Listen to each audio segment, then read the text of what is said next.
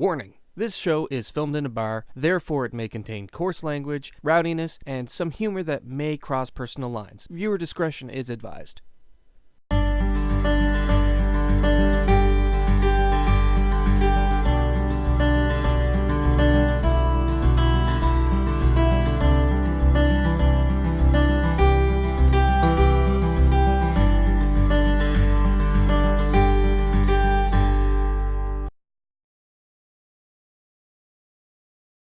Hey everybody, so I'm sitting here with Courtney Clark. Courtney is with TD Canada, and she is here to talk about the event that TD Canada and Yes Fies are going to be kind of co-hosting. It's a Pride event that's going to be happening here on Wednesday, July 18th. It's really exciting. How you doing, Courtney? I'm fantastic. How are you? I'm doing alright, thanks. So tell me a little bit, what's going to be happening here on Wednesday? So, as you mentioned, it's co-hosted between Yes Fies and TD Canada Trust. We've had a huge involvement in the Pride Week and the Pride Parade, but we wanted to do something a little different this year. And Yes Fies, we were so happy to get them on board to help us out with this. We wanted to have a more educational and networking event for everybody. So we have some fantastic speakers coming in to talk about their advocacy work. We have Dane Woodland, so you may know him from the TEDx events. He's done quite a bit of press over the last few years. He's a local transgender male who does a lot of advocacy work for youth and throughout the rural areas, plus in town.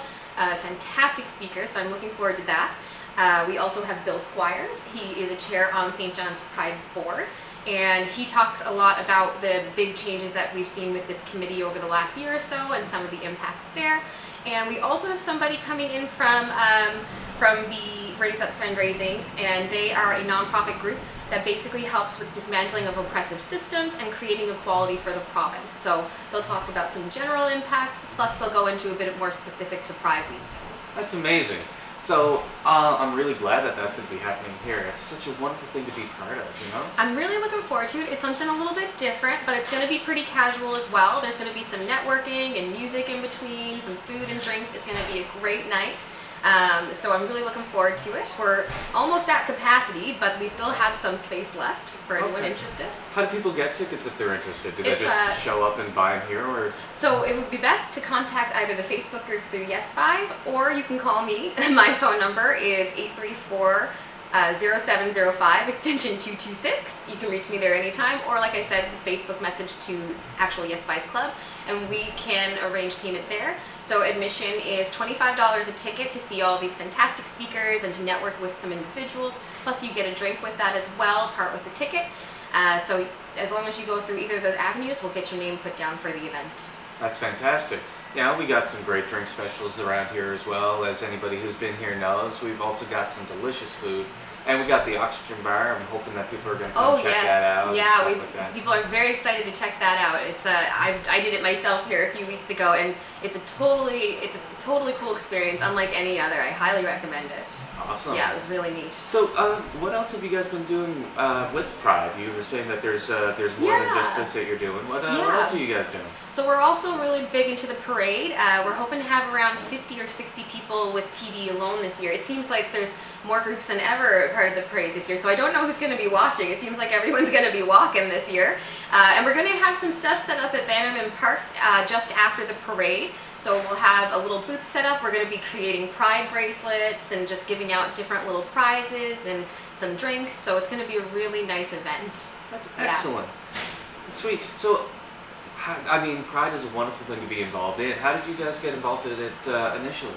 TD was actually the first bank in Canada to ever become involved in Pride, and like the whole model around the bank itself has to do with inclusion. So it's not just with Pride Week. We do a lot with say Aboriginal groups. We do a lot with women in leadership. We do a lot with New to Canada. We help specifically a lot of Syrian refugees, and we try to cover basically all realms of the earth, because we just believe in inclusion and being a safe space for everyone to be successful. So when Pride parades began back like in Toronto, BC, TD was the first one on board. When they started here, TD jumped on board, and it's who we are as an organization. The people that we hire at TD, it's the same thing. It's kind of a part of our mentality just as the individuals. So that's why we keep involved every single year. Oh, that's fantastic. Yeah. It's a great thing to be a part of. I'm glad that Yes Fies is able to be a part of it this year. And thank you for including us in your initiative. Yeah, thank you too. It's going to be great. We've gotten a lot of hype around it, so hopefully this is something that we can continue doing in years to come. Yeah, let's hope so. All right, thank you so much for coming in and talking Thanks about for this, having Courtney. me. And Thank you. hopefully we see you folks down here on Wednesday. Drop us a line.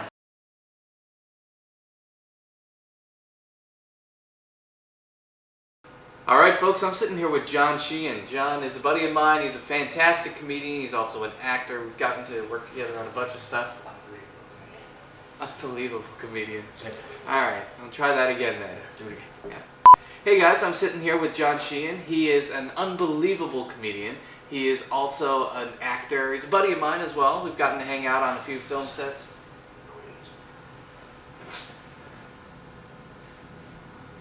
I'm not editing that one.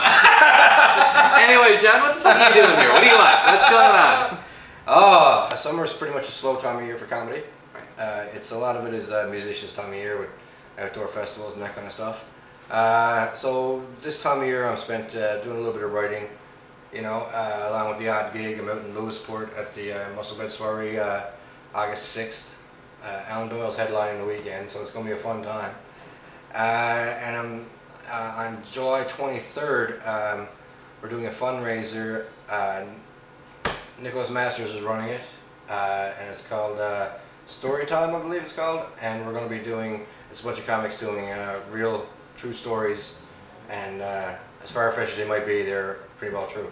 I'm giving some promotion for this NL Horror Con that's taking place in October in Carbonear at the Stone Jug, October 19th and 20th, I believe. And it's going to be a lot of fun. I mean, there's going to be, it's kind of like a comic book convention, sci-fi convention, but it's for horror films, literature, fan-made films, that kind of thing. And being right next to Halloween, I think it's going to be a great time. It's gonna be fun, Definitely. Yeah. So the HorrorCon. Yeah. Who's is there anybody coming out guest-wise? There's a couple of rumors right now that I don't want to say because I don't want people to be disappointed if it turns out not to be true. Of course, yeah. I got my wish list about who I would like to see there. Yeah. For me, I would love to see Robert Englund Yes. make an appearance. The original Freddy and the only Freddy. So I think that would be cool. That would be really cool. It's funny because my kids now are my youngest kids, the two youngest, 17 and 14. They're really into the horror movies, but the horror movies now are so well told, and if you watch them, hardly anybody, if anybody, actually dies in these movies, but they're just so well told, and you actually watch them for the storyline, and the jump scares are pretty good, but movies like, are you a fan of horror movies? I like a good horror movie. Yeah? But like I like I'm the not Insidious movies. Okay. Are so good. The Conjuring movies, the two Conjuring Yes, movies. I love The Conjuring. I like the movies that don't rely too much on jump scares, but they're scary enough just because of the story, you know what I mean? Yeah, well that's what I like about these two, the series, there's a couple of jump scares in the Insidious movies, but for the most part, it's the mood that it sets, and the same thing with The Conjuring. And it's funny, because the Conjuring movies, the Annabelle movies. I'm not familiar with that one. Not familiar with Annabelle? No. Annabelle. Well, that was actually my daughter's name as well. But Annabelle is actually a really interesting story. And it comes from the case files of Ed and Lorraine Warren. Now, Ed Warren was he passed away a number of years ago, but he was one of only 7 recognized demonologists in North America. Ed and Lorraine. The other 6 are clergy.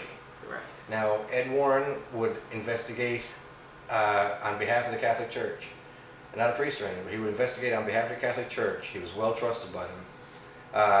Cases where exorcisms might be warranted. Right. Where hauntings or a house might have to be exorcised. And they would exhaust all medical and scientific explanation. And when he figured they were all exhausted, that's when he would contact the Vatican and they would perform exorcisms and they would send in a priest. And so the story of Annabelle, very briefly, is in the movies she's a porcelain doll because they couldn't get the copyright to the original, to the Raggedy Ann dolls. Oh, okay. Because the original Annabelle was a Raggedy Ann doll that was given to 2 nurses who lived together. One of them, their mother gave this Raggedy Ann doll as a present to decorate the house or whatever. And little by little, these two nurses noticed that the doll would move. It started off simple, hands would be crossed, legs would be crossed, it would be sitting up, but eventually started moving rooms. And while they were gone to work, they would set up like scotch tape on the door, they'd move the rug just to see if somebody was coming in and messing with them. Nothing was out of place, but the doll would be moved. And so they called in a medium, and it turned out that there was a little girl named Annabelle Higgins who had died on that property years ago, and she remembers playing in the fields before the building was there, and she thought that these nurses would treat her right, would love her, and so she asked permission to move into the Annabelle doll, to the doll, which they call Annabelle after her. So they said yes, and they thought that they had invited this little girl to live with them. When things started to get progressively worse, they called in a priest who ended up calling the Warrens in, who through the course of questioning, discovered that this wasn't a ghost of a little girl. There was never an Annabelle Higgins. But what they had done was unintentionally invited the demonic into their lives and given them permission, because unless you actually see a ghost, then that wasn't a human spirit. It was called an inhuman spirit. Right. So this inhuman spirit took over this doll, and that's the basis for the Annabelle movies. Now, as you can tell, from getting into that research, I've really gotten into it, and I started reading books about the demonic, and I'm an atheist. I've been a very outspoken atheist in this province for a long time. Pretty much the go-to atheist for the newscasts when they want a non-believer's point of view. So I come at all this stuff the way I do religion, with a lot of doubt. It's interesting stuff. Oh yeah. I gotta say, it's really interesting, and there's some things that I can't explain with it, and it hasn't altered my belief in any way, but it certainly opened the door to more questions. I decided a couple weeks ago actually, that I'm not going to find the answers I want in books. So then I started to think, can I trust an individual? Like, there are people I know who are very religious that I wouldn't believe a word come out of their mouth. But is there somebody I know that if they told me it was real, like if I flat out asked them, then I would have to give that consideration, Mm-hmm. So I have a friend of mine who's a bishop, Roman Catholic, and I won't say his name because he asked me to keep it confidential. But I flat out asked him, I said, he knows I'm an atheist. We've had discussions. And I said, look, I trust you. You're a rational man, Now, I'm not asking you about God or the devil or anything like this, but you tell me right now, is the demonic real? Possessions, oppressive behavior, is it real? And I said, that's a simple question. And I trust you, and if you tell me it is, I'm going to have to consider it. And he didn't come back right away, which I appreciated. He was giving it some thought. Mm-hmm. But when he came back, he said, John, it's very real. And something I did not know about him was that he spent 10 years as an exorcist. Nice. And so I know one. And he said it's very real. They fight, but they do succumb. They do surrender eventually in the name of Christ. All right. Well, John, thank you so much for coming in. This has been a fantastic chat. I want more of these. Like I think that we should adapt this, turn this into a podcast. We could, we could.